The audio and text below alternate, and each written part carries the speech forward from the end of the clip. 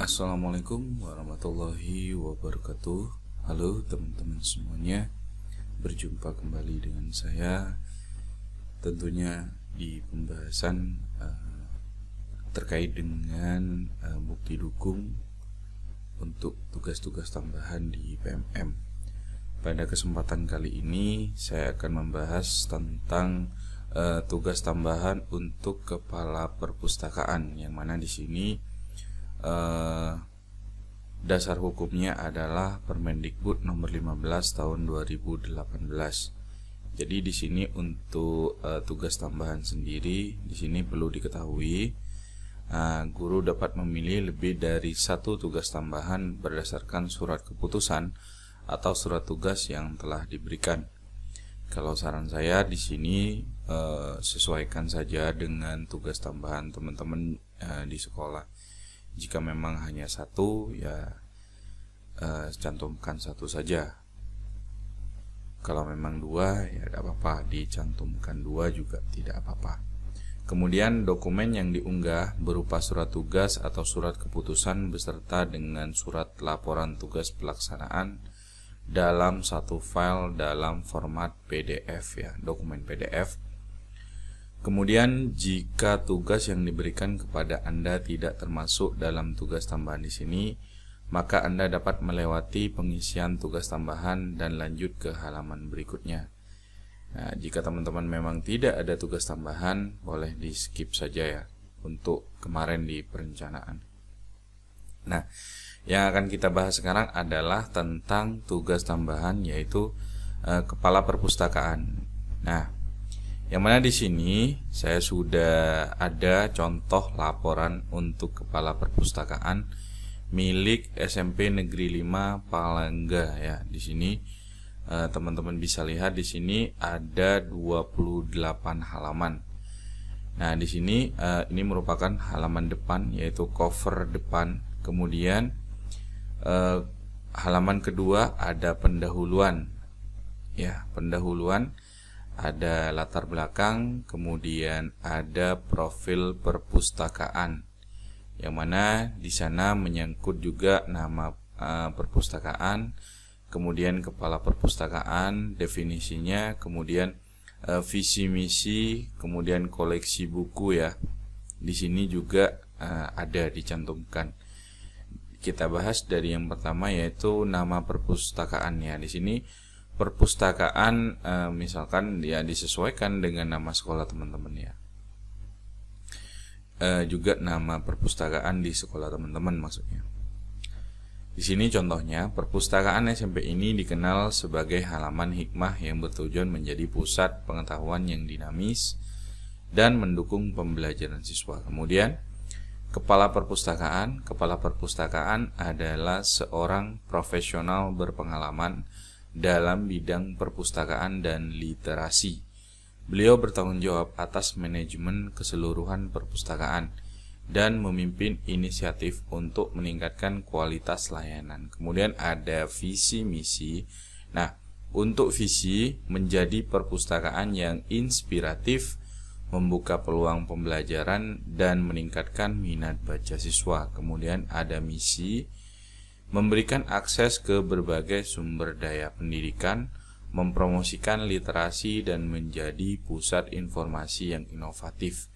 Kemudian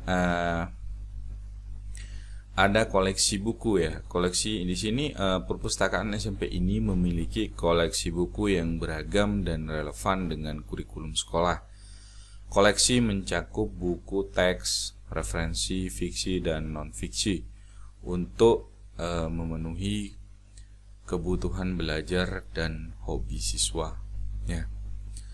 Kemudian ada teknologi informasi. Nah, perpustakaan dilengkapi dengan teknologi informasi untuk memfasilitasi pencarian dan pemanfaatan sumber daya digital. Komputer dan akses internet memungkinkan siswa untuk mengakses informasi secara efisien.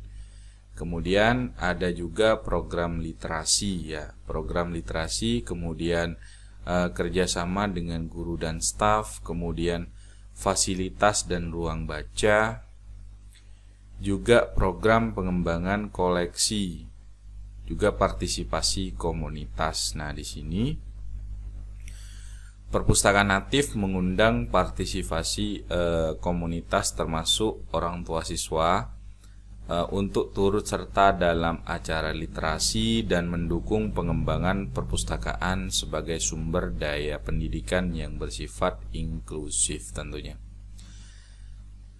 Selanjutnya di space selanjutnya, di halaman selanjutnya, di halaman 4 ada evaluasi program semester sebelumnya. Nah, di sini ada prestasi perpustakaan ya. Di sini peningkatan jumlah peminjaman buku, kemudian kegiatan literasi yang sukses. Nah, di sini kemudian ada penggunaan ruang perpustakaan yang optimal. Juga ada penghargaan kepala sekolah untuk kontribusi literasi, kemudian keterlibatan orang tua dalam program literasi, dan juga pameran buku dan literasi di sekolah dan kolaborasi dengan pustakawan lokal. Kemudian yang poin B ada kendala dan tantangan. Nah, kira-kira apa saja kendala dan tantangannya? Nah, di sini contohnya kurangnya kesadaran literasi di kalangan siswa, kemudian keterbatasan koleksi buku, kemudian akses terbatas ke sumber daya digital, kemudian tingkat partisipasi guru yang variatif, kemudian pengelolaan waktu yang tepat, kurangnya dukungan orang tua dalam pembinaan literasi, pemeliharaan dan infrastruktur ruang perpustakaan, keterbatasan dana untuk pengadaan buku baru ya. Kemudian ada program kerja tahunan, ini di halaman ke-7 ya. Ya, di sini semester genap.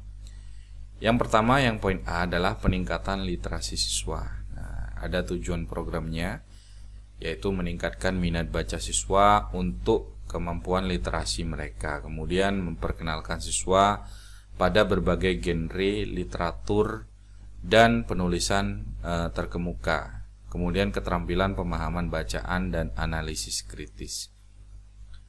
Di sini ada kegiatan program yaitu safari literasi. Yang pertama, yang poin A, ada pengenalan program di awal tahun ya. Kemudian di sini juga ada langkah-langkahnya. Kemudian kunjungan ke kelas-kelas, kemudian konteks review buku dan diskusi buku kelompok. Nah, untuk dokumen bukti yang diperlukan itu yaitu foto-foto selama kunjungan ke kelas ya, kemudian daftar peminjaman buku dari koleksi safari literasi, kemudian review buku yang ditulis oleh siswa. Nah, untuk alokasi waktunya itu dari Februari sampai Maret 2024. Yang pertama adalah pengenalan program dan promosi, kemudian kunjungan ke kelas-kelas. Yang untuk April sampai Mei 2024 itu kontes review buku dan pembetulan kelompok diskusi pameran buku ya. Kemudian ada evaluasi dan pengukuran keberhasilan, dan juga ada tindak lanjut. Yang poin B ada perluasan koleksi buku. Di sini tujuan programnya jelas ya, teman-teman bisa baca sendiri. Kemudian kegiatan program donasi buku ada 4 ya. Yang A, promosi program, kemudian periode penerimaan donasi, kemudian seleksi dan pengelolaan donasi, kemudian penghargaan untuk donatur ya. Dan dokumen bukti yang diperlukan. Nah, di sini ada daftar donatur beserta judul buku yang didonasikan, kemudian foto-foto selama periode penerimaan donasi dan acara penyerahan donasi. Untuk inventarisasi dan katalogisasi buku yang baru ya. Untuk pelaksanaan alokasi waktu itu dari Mei sampai Juni ya. Silakan teman-teman mungkin ingin mengadakan seperti ini boleh ya, sangat diperbolehkan sekali, dan mungkin untuk perpustakaannya akan lebih hidup lagi tentunya. Kemudian ada yang di poin C yaitu pengembangan layanan perpustakaan online. Nah, ini yaitu ada tujuan program di sini sudah jelas, kemudian kegiatan program yaitu literasi workshop ya. Yang jelas ada promosi dan pendaftaran. Kemudian materi workshop, diskusi kasus dan studi kasus, kemudian praktik langsung. Kemudian ada bukti dokumen, silahkan dipersiapkan juga, dan ada lokasi waktunya itu kapan. Dan tak lupa juga untuk evaluasi dan pengukuran keberhasilan serta ada tindak lanjut. Lanjut ke halaman berikutnya. Halaman 11. Ada evaluasi dan indikator keberhasilan ya. Di sini yang poin A, indikator keberhasilan itu peningkatan jumlah peminjaman buku. Nah, di sini indikatornya peningkatan minimal 15% dalam jumlah peminjaman buku dari tahun sebelumnya. Kemudian dokumen bukti, ada statistik peminjaman buku bulanan. Di sini partisipasi siswa dalam kegiatan literasi ya. Partisipasi minimal 80% siswa. Kemudian perluasan koleksi buku. Nah, ada indikator dan juga dokumen bukti. Kemudian peningkatan penggunaan sumber daya perpustakaan online. Di sini indikatornya adalah peningkatan minimal 25% dalam penggunaan sumber daya perpustakaan online setelah literasi workshop ya. Kemudian ada dokumen bukti dan tingkat kepuasan pengguna.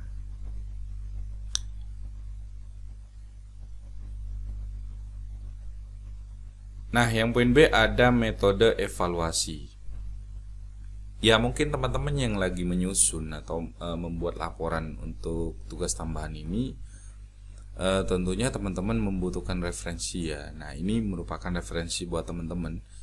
Ya, meskipun nanti untuk laporan yang dibuat itu tidak sama persis dengan ini, paling tidak teman-teman itu memiliki sedikit gambaran untuk membuat laporan. Kira-kira bentuknya seperti apa nantinya untuk laporan teman-teman yang ada di sekolah, khususnya untuk sekolah SD dan juga SMA ya. Selanjutnya, ini ada metode evaluasi. Nah, di sini ada survei kepuasan pengguna ya. Kemudian analisis statistik peminjaman dan kunjungan. Nah, ini. Kemudian ada analisis statistik peminjaman dan kunjungan, kemudian monitoring partisipasi dalam kegiatan literasi, kemudian analisis data peningkatan literasi siswa, dan evaluasi keterlibatan orang tua. Nah, untuk analisis statistik peminjaman dan kunjungan, monitoring partisipasi dalam kegiatan literasi, dan analisis data peningkatan literasi siswa. Nah, selanjutnya ada di di halaman ke-15 ada kesimpulan dan rencana masa depan ya. Di sini untuk kesimpulannya itu dengan merancang dan mengimplementasikan program-program ini diharapkan perpustakaan dari sekolah Bapak, silahkan Bapak Ibu ya sekolahnya di mana, dapat menjadi lebih dari sekedar tempat peminjaman buku. Nah, perpustakaan diharapkan menjadi pusat literasi yang dinamis, menginspirasi siswa untuk membaca, belajar, dan mengembangkan keterampilan literasi yang kritis dalam berbagai bentuk. Nah, keseluruhan program ini tidak hanya menciptakan efek positif dalam keterampilan literasi siswa, tetapi juga memperkuat peran perpustakaan sebagai jantung pendidikan di sekolah dan dukungan penuh dari seluruh komunitas sekolah. Harapannya, perpustakaan akan terus menjadi tempat yang dinamis dan menyenangkan untuk mengeksplorasi dunia literasi. Nah, untuk rencana masa depannya itu ada pengembangan koleksi digital. Silakan di sini ini menggandeng penerbit dan platform digital untuk meningkatkan koleksi e-book dan sumber daya digital. Nah, di sini sangat banyak sekali ya. Silakan teman-teman bisa baca sendiri. Kemudian selanjutnya, nah ini sudah masuk di lampiran-lampiran. Nah, di sini ada dokumentasi kegiatan. Ini untuk yang safari literasi. Silahkan untuk foto-fotonya bisa teman-teman lampirkan ya di sini. Kemudian untuk donasi buku, silahkan fotonya dilampirkan di sini. Kemudian juga ada e-literasi workshop sesuai dengan program-program yang sudah dijalankan ya. Terus ada, nah ini survei kepuasan pengguna. Nah, di sini informasi respondennya silahkan teman-teman buat di sini, yaitu nama, kemudian kelas, dan peran di sekolah sebagai apa, guru, siswa atau orang tua. Nah, ini untuk daftar pertanyaannya, untuk pelayanan di perpustakaan itu. Ini bisa dibuat via Google Form ya teman-teman. Jadi itu akan memudahkan untuk teman-teman. Mungkin nanti bisa dibuat Google Form, bisa di-share di grup sekolah maupun juga grup paguyuban sekolah. Jadi teman-teman akan lebih mudah untuk mendapatkan survei kepuasan pengguna ini tentunya. Ya, ini untuk pertanyaan-pertanyaannya saya kira bisa dipahami dengan mudah ya oleh teman-teman. Kemudian di sini ada hasil survei kepuasan pengguna dalam bentuk tabel ya. Nah, di sini sangat puas, puas, cukup puas, tidak puas, dan sangat tidak puas. Nah, di sini ketersediaan koleksi buku di perpustakaan. Nah, ini kita lihat respondennya itu ya. Apakah itu guru, siswa, ataupun wali siswa atau orang tua siswa. Selanjutnya ada laporan statistik peminjaman dan kunjungan. Nah, di sini tentunya teman-teman membuat tabel untuk statistik peminjaman buku dari jumlah peminjaman bulanan. Nah, di sini ada contoh di bulan Januari ada jumlah peminjaman sebanyak 120. Kemudian di bulan Februari ada jumlah peminjaman sebanyak 135. Kemudian di bulan Maret ada 110 dan di bulan April ada 130. Nah, kemudian ada kategori buku yang paling sering dipinjam. Di sini jenis bukunya apa? Misalkan pelajaran, fiksi, non-fiksi, majalah, referensi ataupun komik. Kemudian buku yang paling sering dipinjam ya seperti yang tadi ya. Kemudian buku peminjaman buku berdasarkan kelas. Nah, berhubung di sini contohnya dari sekolah SMP, jadi ada kelas 7, 8, dan 9. Dan bagi teman-teman yang mungkin dari SD ya silahkan di sana disesuaikan saja buku yang ada di perpustakaan itu berdasarkan kelas ya. Ada kelas 1, 2, sampai 6 ya. Begitu juga dengan SMA. Selanjutnya ada statistik kunjungan. Di sini distribusi kunjungan berdasarkan kelas. Nah, di sini sesuaikan juga jumlah kunjungannya. Kemudian buku yang paling sering dipinjam. Nah, di sini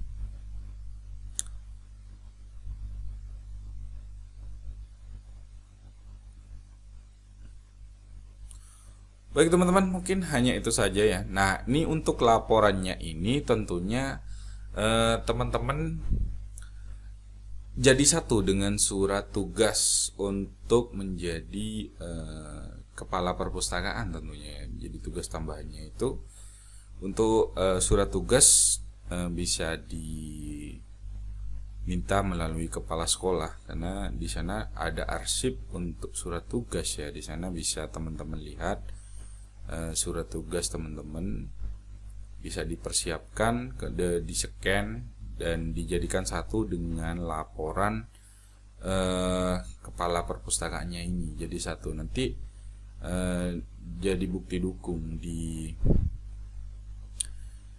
daftar tugas tambahan ini tentunya sesuai dengan Permendikbud nomor 15 tahun 2018 ya. Karena di sini sudah dijelaskan semaksimal mungkin. Baik teman-teman, mungkin hanya itu saja yang bisa saya sampaikan di pertemuan kali ini. Semoga bermanfaat ya bagi teman-teman semua. Mungkin hanya itu saja dari saya, kurang lebihnya saya mohon maaf. Akhir kata, wabillahi taufiq wal hidayah, waridho wal inayah. Wassalamualaikum warahmatullahi wabarakatuh. Sampai jumpa kembali di video selanjutnya. I'm marble in your eyes, swimming in your sky.